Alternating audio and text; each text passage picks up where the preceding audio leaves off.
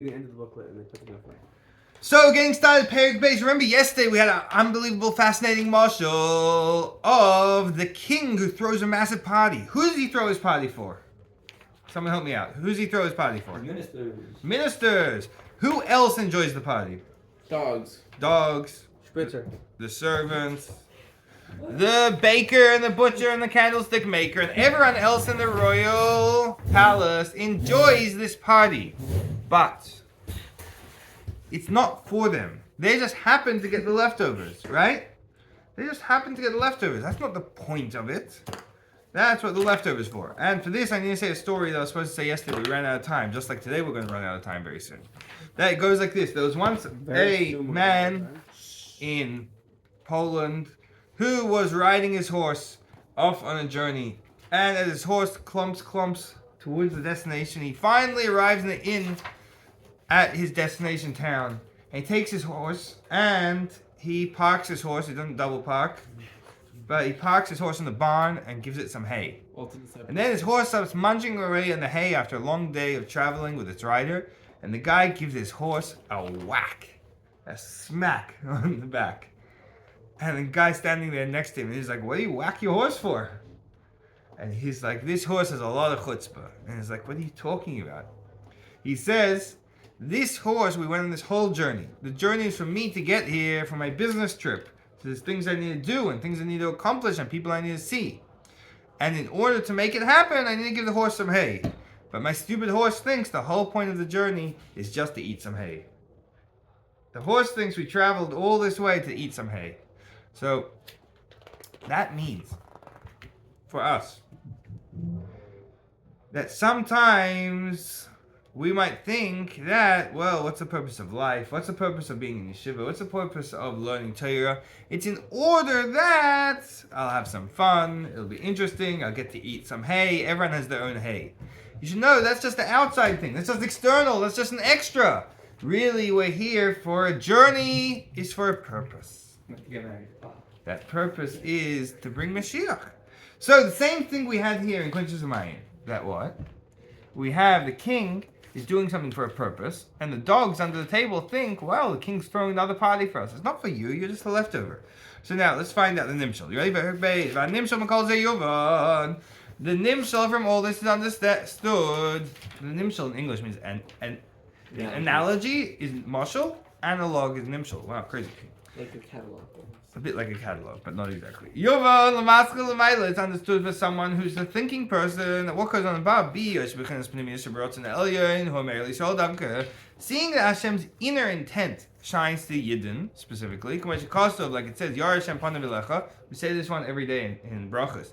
Hashem should shine his face towards you. Elecha Davka, specifically towards you, towards the Yidden, not towards any other terrorists or bad guys. Hashem's whole wanting and his whole purpose of the world is for you. This is specifically through drawing down to Hashem's will through Torah mitzvahs. Now, Hashem's will, what does it mean Hashem should give his pneumius to you? Remember our whole marshal of like smiling to someone and giving them a present or throwing something to someone backwards? What's the point? One of them you really want to see him. So you show him your face, you give him a big smile. The other guy, you're not interested in him, you show him your back, you turn your back on him. So, when Hashem's turning his face to us, obviously Hashem doesn't have a face, it means that Hashem's showing us his ratzon, that he wants us. Now you're ready to find out how Hashem's ratzon, Hashem's will, comes through Torah mitzvahs. You ready for some Kabbalistic science? Dinei kol ikar chachmas haTorah, the whole point of chachmas haTorah, nimshachah b'chinas pneumius ratzon. It all comes, the whole wisdom of Torah, chachma of Torah, comes through Hashem's ratzon. It comes from Hashem's ratzon. So what is chachma? Chachma is going to explain it in Tanya is koyach ma, which there's many explanations of that, but we're going to talk about here how it's called. Chachma you can split up into koyach, the ability, ma of what? Of what is it? And this shows that chachma is bottle, because you know Moshe and Aaron says, v'nachnu ma, what are we? They look at themselves as nothing. So chachma is the ability, the power of what?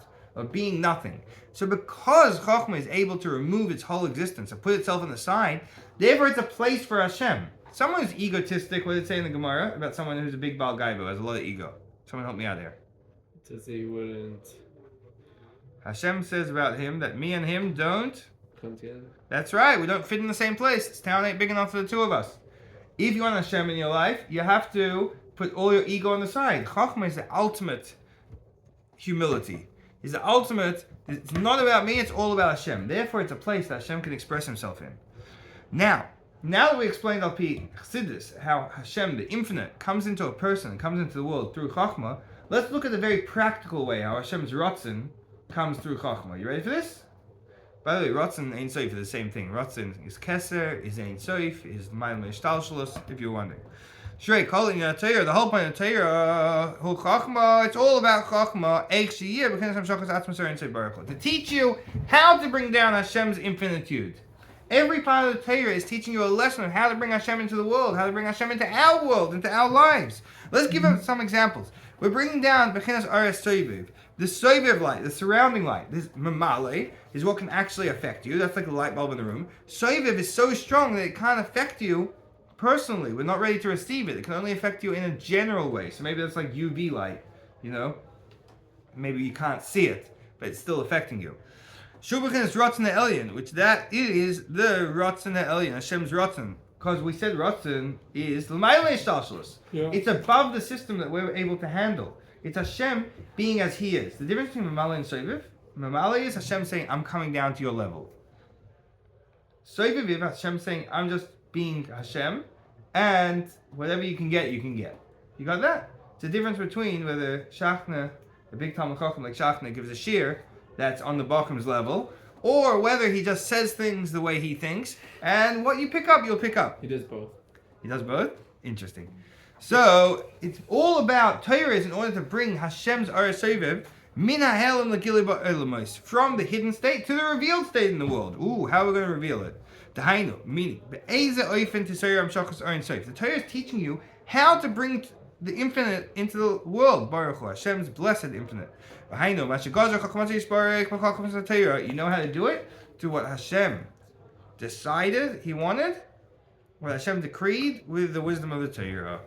And which ways are those? So, there are actually 248 streams, channels. What's another word for this? Optic fiber cables, to bring down Hashem's infinitude into the world. And those are the mitzvahs aseh. All the mitzvahs. Specifically through them will be drawn down the infinite into the world down here. Like it's known, that the 248 mitzvahs are the 248 ways of drawing down the 248 pipelines. In Tanya, he speaks about them as strings, right? That every one of the mitzvahs is another another strand of a big rope that connects you to Hashem.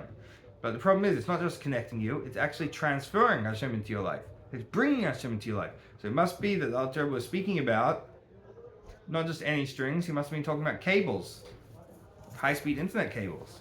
Wow, a chiddush. Maybe the Alter Rebbe invented the internet. T-Mobile. What? Better than T-Mobile. Better than T-Mobile. There we go.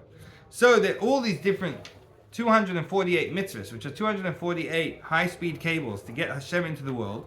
To draw down the lights, meaning Hashem's revelation, into the vessels, meaning our receptacle, our world, with all different types of receiving vessels. Do you know where that line Kalim Mekalim Shonim is? It's from the Megillah, right? Anyone here learned Megillah this year? No. Really. What? I know it, but I didn't like it. There we go. So Kalim and Kalim Shonim. You know this part though, no? Kalim. Yeah, Kalim Shonim is part. That's right. Perek Aleph. So there's all different Kalim in the world, all different places to receive Hashem. There's Tefillin, there's Mezuzah, there's Tzitzis, all the different places to receive Hashem. You ready for some examples? And this is going to be very interesting, because not only are we going to give examples of, hey, here's some random mitzvahs, the Rebbe is going to give a brief explanation of how these mitzvahs bring down Hashem into our world in a different way. The 248 different Kalim and Kalim Shonim, different vessels, different receptacles, different, what do you put at the end of your 248 high-speed internet cables coming from Hashem? 248 different channels. I don't know, each high-speed cable is playing a different show. There's 248 different channels playing now. K'moi Tefillin. For example, Tefillin. You ready for this one? How does it bring about Hashem's will? How does it bring about Hashem's infinitude? It brings it out in 4 different ways in Tefillin, actually. You ready? It's a quadruple processor. But Dalad Moichin, in the 4 parts of the mind. Since we're not the 4 parts of the mind, I thought we had Chachma, Bina, Das. I thought that's what I give shir about in Tanya every night. There's 3. Now you ready for how there's 4? Chub, that stands for Chachma, Bina. V'das and das, that's 3. And what's das? Nechlik chesed gvura. Das splits up the chesed gvura because chachma and bina is the way you think up an idea and how you process an idea. Das is how you connect the idea to your feelings, and the main feelings that you connect it to are kindness and severity, giving and restraint. So das has both these parts into it. So if you look at das in a more nuanced way, that there's the way it's connecting to the giving part of you and the way you're connecting your mind to the restraining part of you, there's really 4 moichin. Now, how does this happen? Through the 4 parchments, through the 4 parshas written in Shema. So, in your tefillin. So, you guys ever seen inside your tefillin? When I was turning by mitzvah, my father took me to the sefer, and he did something very cool. They showed me how they put my own tefillin together. So, the inside the tefillin, it's very interesting. If you hear anyone Jewish talking about tefillin and try and explain it to a goy, they talk about boxes. You ever hear a goy trying to explain tefillin to a yid? He's like, what are those blocks? Because the yid knows inside it's a box with the actual parchments inside. Someone sees it from the outside, it's like, oh, it looks like a block. Doesn't know there's something inside. So I saw the 4 parchments going into my tefillin. What does it say on those 4 parchments? There's one that says the part of Shema and V'ahavta, one that says Ohim Shmoya, one that says Kaddish Li, and one that says Vayik V'yachad. Now let me tell you something very interesting. It says in Perek Mem Aleph, you guys know Perek Mem Aleph? Everyone knows Perek Mem Aleph till the end of the first page. But actually, if you go a bit further, it says something very interesting, a meditation for putting on tefillin. It says when you put in tefillin, you get to think about how your chachma and bina should be given over to used out for Hashem's chachma and bina, and your das, which includes chesed and gvura, should be used out to use Hashem's das, chesed and gvura. So when you put tefillin on someone on the street and you try and explain to them what's going on over here, just tell them you put tefillin on your head, which is connecting your mind to Hashem, your chachma and bina. And then you have the straps that come down from the head tefillin, past the heart, all the way to the legs. You know why? Halakhically, it has to get to the start of the legs. You know why? Because we're taking from the mind and we're bringing that down to our heart. We're using our das to connect what's in our mind, our connection to Hashem, to cause our heart, our feelings to be connected to Hashem, all the way down to our legs, which is action. So we're connecting the whole self with Hashem. Awesome. So what's going on here? Tefillin is connecting every part of you with Hashem. I just want to speak about this for 1 second, about how each of these are connected with each of Chachma, Bina, Chesed, Gvura. So, first one is Kaddish Li. Now, you ever notice how it says Kaddish Li Kol B'chor? Do you know what Kaddish means? Kaddish is holy. It's Kodesh. Kodesh is the level of Chachma. You know why? Because, very good, it's also like the same word as Kiddush. So, it's sanctified, it's holy. What does holy mean? It means it's above and beyond the world. It's connected to Hashem, and it's not invested in the world. So that's Chachma. Next one is Vayik V'yachad, which if you notice it talks about, it's Bina. It talks about how you should explain to your son on that day all the traditions of Pesach, yeah? You should explain the Torah to your son. So it's Bina. If you notice something very interesting, that Chachma is like a little dot. It's a little point. It's an idea. Bina is what? Someone explain to me what's Bina? Understanding with more details. So if you notice, Kaddish Li, there we go, he remembers very well. So, what was the second one again? Conception, Yeah. contemplation, and connection. Very good. So you ever notice that Kaddish Li is very short, and Vayik V'yachad is very long? Maybe it's connected to the fact that Chachma is just the idea, and then Bina is coming with all the details. Now, next you have Shema, which has the part of V'ahavta. That what does it speak about? It speaks about you should love Hashem your God. What's that connected to? Love, Ava, Chesed. And then you have Vayim Shmoya, which talks about if you go away from Hashem and you serve foreign gods, you're going to be punished. That's Yira, that's fear. So we see that all of this is embodied in the tefillin. So next time you put in tefillin, make sure to think about that your mind and your feelings should be completely dedicated to Hashem's intellect and feelings. So what do we have next? Next mitzvah coming up. Someone help me out. What's the next one over here? Oh, we're not up to the next one yet. First we have to say, the line starts with the words Al Yidei.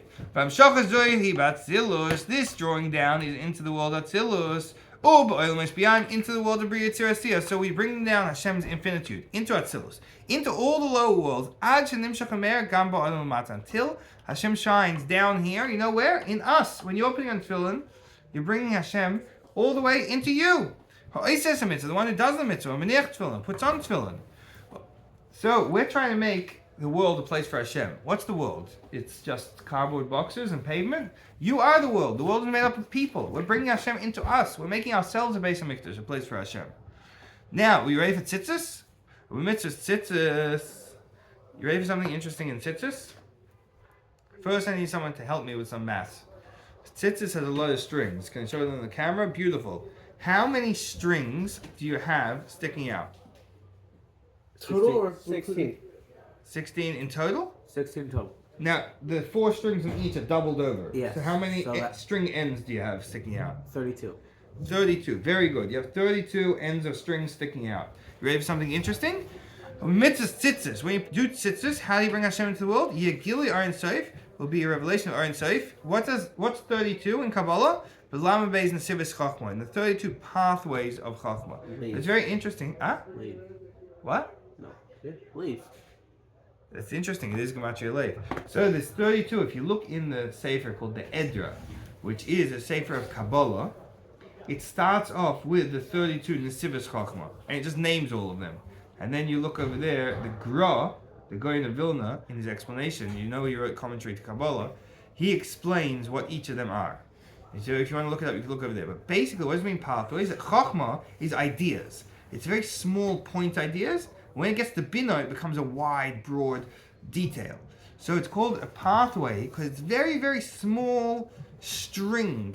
It's a very, very small theory. It's a very, very small idea, like a pathway. You can't fit a car down in. I was once in the Holy City of Mitzvos. I was walking down the street. I saw a street with a street sign. It wasn't an alleyway. It was a proper street that was this wide. Couldn't fit 2 people down it.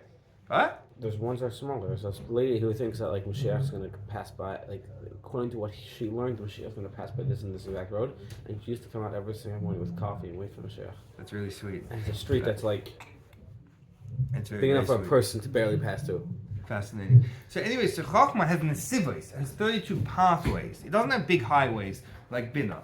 So when we put on Tefillin, we have these 32 strings of bringing Hashem's Chachma into our life. Okay, we're going to have to find out tomorrow about how we bring Hashem into our life through tzedakah. I can't wait. See you then.